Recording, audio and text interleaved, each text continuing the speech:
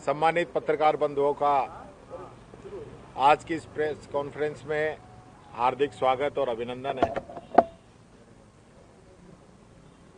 हमारे साथ हमारे उपनेता प्रतिपक्ष रामकृष्ण मीणा जी, हमारे विधानसभा के सचेतक रफीक खान जी, हमारे प्रदेश कांग्रेस कमेटी के ट्रेजरर और विधायक रोहित बोरा जी। आज हम सब लोग आप लोगों को इसलिए कष्ट दिया है कि सरकार के 2 साल पूरे हुए हैं और सरकार एक बहुत बड़ा जश्न मना रही है। पहले तो मैं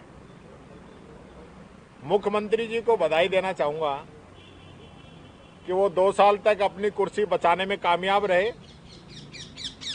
और 2 साल तक ऐसी एक भी प्रेस कॉन्फ्रेंस नहीं की। और शायद वो राजस्थान के पहले ऐसे मुख्यमंत्री बन गए जिन्होंने अभी तक कोई प्रेस कॉन्फ्रेंस ही नहीं की हो। मुख्यमंत्री जी कह रहे हैं कि हमने 2 साल के अंदर 72% वादे पूरे कर दिए। तो 72% जो वादे पूरे करने की बात है वो धोखा है जनता से। उनके वादों की हकीकत अभी मैं आपको बताना चाहूंगा। और इन्होंने ये भी साबित कर दिया है कि ये राजस्थान की मीडिया को ज़्यादा सीरियस नहीं ले रहे हैं। सीरियसली लेते तो अभी तक प्रेस कॉन्फ्रेंस जरूर करते। मैं पूरी बातों पे जाऊंगा तो शाम हो जाएगी। मैं सिर्फ 10 ऐसे वादे जो इन्होंने जनता से किए, राजस्थान की जनता से किए, वो मैं आप लोगों के बीच में रखना चाहूंगा। और मैं ये भी चाहूंगा कि मुख्यमंत्री जी अपने मंत्रियों से या किसी अन्य से इसके जवाब जरूर दिलवाएं जो बात मैंने आज मीडिया के समक्ष रखी है। सबसे पहला वादा, क्योंकि इनके हेड हैं, उन्होंने तो कहा था कि मैं किसान की आमदनी दुगनी करूंगा, लेकिन आपके घोषणा पत्र के भी पेज नंबर 9 पे ये कहा गया था कि हम किसान सम्मान निधि 12,000 रुपये करेंगे। उसमें कहीं ये नहीं लिखा था कि हम इसको चरणबद्ध तरीके से करेंगे। तो कभी 1,000 रुपये, कभी 500 रुपये ये सरकार बढ़ा रही है और आज भी मात्र 9,000 रुपये, वो भी इसी वर्ष से 9,000 तक ये पहुंचे हैं। तो ये वादा इनका पूरा नहीं हुआ है, सबसे पहले ये कहना चाहूंगा। दूसरा वादा, जल जीवन मिशन, घोषणा पत्र के पेज नंबर 15, जिसमें आपने कहा था कि वर्ष 2025 तक, अब 25 में 14 ही दिन बचे हैं, 2025 तक सभी घरों में हम पानी उपलब्ध कराएंगे। मैं इनकी वर्तमान स्थिति आपको बताता हूं। इन्होंने दिसंबर 25 तक 34 लाख घरों के कनेक्शन होने बाकी हैं। इन्होंने 24-25 में 25 लाख कनेक्शन का वादा किया था, 9,44,000 इन्होंने कनेक्शन दिए। 25-26 के बजट में भी 20 लाख कनेक्शन का वादा था और 8 महीने इस वित्त वर्ष के बीतने के बाद भी 1,66,000 ही मात्र कनेक्शन इन लोगों ने दिए हैं। तीसरा वादा, फसलों की एमएसपी पे खरीद। इन्होंने वादा किया था पेज नंबर 20 घोषणा पत्र का कि मूंग और उड़द की एमएसपी की खरीद का लक्ष्य दुगुना करेंगे और मूंगफली की एमएसपी पे खरीद करेंगे। तो वर्तमान स्थिति ये है कि लक्ष्य दुगुना करना तो दूर की बात हो गई, लोगों को टोकन तक नहीं मिल पा रहे हैं। खरीद के दौरान बीकानेर और जोधपुर संभागों के किसानों ने धरने दिए हैं। इसी प्रकार लोगों की फर्जी गिरदावरी की शिकायतें किसानों ने दर्ज कराई हैं। गेहूं को 2700 रुपये प्रति क्विंटल खरीदने का वादा किया था, वो वादा भी इनका आज तक अधूरा है। बाजरे को एमएसपी पे खरीदने का वादा किया था, वो वादा भी इनका अधूरा है। और हालत ये है कि किसान को डीएपी, यूरिया लेने के लिए भी लाइनों में लगने पड़ रहे हैं। अभी तो आधार कार्ड की भी आपने देखी होगी, एक बहुत लंबी लाइन अखबार के अंदर छपी थी कि लोग नंबर लगाने के लिए आधार कार्ड रख के इंतजार कर रहे हैं। न किसान को बीज दे पा रहे हैं, न किसान को खाद दे पा रहे हैं। किरोड़ी लाल जी ने छापे भी मारे। मैं पूछना चाहता हूं, विधानसभा में पूछा था, आज फिर पूछ रहा हूं, उन्होंने जितनी फैक्ट्रियों पे छापे मारे उनमें कितने लोग आज अरेस्ट हुए हैं, कितने लोगों पे कार्रवाई हुई है? विधानसभा में तो जवाब था कि एक भी अरेस्ट नहीं हुआ है। और ऐसा लगता है कि मंत्री जी छापा मारते हैं, मुख्यमंत्री जी उनको छुड़वा देते हैं। तो आज तक कोई इसके अंदर बंद नहीं हुआ। न किसान को पानी मिला, न पूरी बिजली मिल रही है। और तो बात छोड़ दीजिए, भरतपुर तक के किसानों को बिजली के लिए आंदोलन करने पड़ रहे हैं। ये इस सरकार की हकीकत है। दिन में बिजली देने का सपना दिखाया था, इस ठंड में भी किसानों को रात के अंदर बिजली दी जा रही है। चौथा, पेज नंबर 12, पारदर्शी स्थानांतरण नीति लागू करेंगे और सुनिश्चित करेंगे कि कोई भेदभाव नहीं हो। वर्तमान स्थिति ये है कि तबादला उद्योग बन चुका है, मन मर्जी से ट्रांसफर किए जा रहे हैं, कोई पॉलिसी नहीं है। चाहे शिक्षक हो, चाहे डॉक्टर हो, चाहे आरएस हो, और इनके चीफ सेक्रेटरी तो खुद ही तबादला करा के चले गए। प्रिंसिपल सेक्रेटरी टू सीएम का भी तबादला कर दिया गया, जो कि अपने आप में इतिहास बन गया राजस्थान के अंदर। ऐसा कभी नहीं हुआ होगा कि प्रिंसिपल सेक्रेटरी टू सीएम और सीएस दोनों का ही तबादला हो जाए। 8 लाख कर्मचारी आज भी तबादला नीति का इंतजार कर रहे हैं, ये मैं कहना चाहूंगा।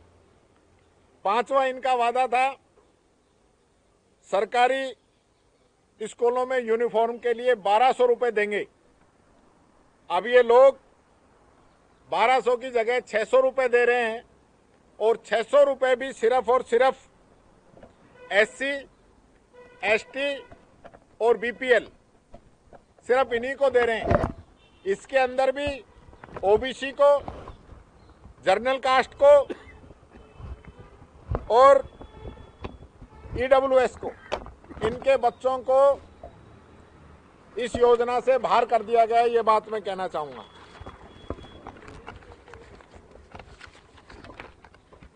इसी प्रकार से पशु बीमा की बात की थी कि दुधारू और अन्य पशुओं के लिए मुफ्त बीमा देंगे। हमारी सरकार में 80 लाख पशु जो है पंजीकृत थे, और इस सरकार के अंदर मात्र 20 लाख पशुओं का बीमा हुआ है। ये हकीकत है इनके वादे की। इसी प्रकार से 7वां वादा था इनका कि शिक्षा विभाग में 1 साल के अंदर, पहले वर्ष के अंदर सभी रिक्त पद भर दिए जाएंगे। तो अभी तक तो कोई भरे नहीं है, छोटी मोटी कोई भर्ती हुई है। 1.25 लाख से अधिक पद आज भी शिक्षा विभाग के अंदर खाली हैं। 8वां इनका वादा था कि प्रत्येक संभाग के अंदर आईआईटी और एम्स की तर्ज पर राजस्थान इंस्टीट्यूट ऑफ टेक्नोलॉजी और Rajasthan institute of medical science खोलने का वादा इन लोगों के द्वारा किया गया था, जिनकी वर्तमान स्थिति ये है कि जो पुराने संस्थान थे मात्र उनका नाम बदलने का काम किया है, एक भी संस्थान इन लोगों के द्वारा नहीं खोला गया है। नौवां इनका वादा है कि जमीन नीलामी पर रोक, किसानों की जो जमीन नीलामी रोकने के लिए नीति बनाएंगे और नीलाम हुई जमीन का उचित मुआवजा दिलाएंगे। वादा इन लोगों ने किया था, लेकिन हकीकत यह है कि हमारे समय में कृषि ऋण राहत अधिनियम बना था, आयोग बनाया गया था, उसका भी इस्तेमाल ये लोग नहीं कर रहे हैं और न ही उसको संसाधन उपलब्ध करा रहे हैं और इन 2 वर्षों में कोई भी काम इनके द्वारा नहीं किया गया है। इसी प्रकार से इनका वादा था कि पेट्रोल डीजल की कीमतें यानी कि उस पर जो वैट लग रहा है उसकी समीक्षा करके गुजरात और हरियाणा के समान करेंगे। तो ये वादा भी आपका पेंडिंग है। ये 10 बड़े वादे हैं जो इन लोगों ने घोषणा पत्र में किए थे। वादे तो दुनिया भर के हैं, वो भी मैं अभी बताऊंगा, लेकिन ये 10 ऐसे वादे हैं जिनका जवाब मैं चाहता हूं ये सरकार दे। इसी प्रकार से मैं राजस्थान पे जो कर्ज हुआ है उसके बारे में बताना चाहूँगा कि 2 साल में जो कर्ज बढ़ा है वो 1.55 लाख करोड़ की बढ़ोतरी इस कर्जे में हुई है और 7.26 लाख करोड़ हो जाएगा। आज की तारीख में हर एक राजस्थानी पर 1 लाख का कर्जा हो गया है ये सरकार आने के बाद में। इसी प्रकार से अक्टूबर से दिसंबर 2025 की जो तिमाही है इसके लिए राजस्थान सरकार लगभग 14,455 करोड़ रुपए बाजार से उठाना चाहती है और इससे पहले भी अक्टूबर 25 में भी सरकार ने इसी प्रकार बॉन्ड नीलामी के जरिए 5,000 करोड़ रुपए का कर्जा उठाया था। उस समय ब्याज दरें 7.23% से 7.57% के बीच में रही थी। इसी प्रकार से बजट घोषणाएं जो 2 बजट के अंदर इन लोगों ने की हैं उन पे मैं छोटा सा आपको बताना चाहूँगा। 2 बजट में 2717 इन्होंने बजट घोषणाएं की हैं, उसमें से जो पूरी हुई हैं वो मात्र 754 हैं जो कि 27.75% है। जो घोषणा शुरू हुई लेकिन वर्तमान स्थिति क्या है इसका सरकार को भी नहीं पता, ऐसी 1256 हैं यानी कि 46.23% और जो पेंडिंग घोषणाएं हैं वो 707 हैं यानी 26.02%, जिन पे अभी कुछ नहीं हुआ है, जैसी थी वैसी की वैसी पड़ी हैं। ये जो बड़ी बड़ी बातें कर रहे हैं इनको कहना चाहूँगा। इसी प्रकार से कानून व्यवस्था की हम बात करें तो कानून व्यवस्था की 23-24 में राजस्थान के अंदर 1.67 करोड़ छात्र थे जो 24-25 में घटकर 1.62 करोड़ रह गए यानी 5 लाख से ज़्यादा छात्रों में कमी आई है। 14,000 जो है कॉलेज के जो विद्यार्थी हैं उनके अंदर कमी आई है, ये बात मैं कहना चाहूँगा।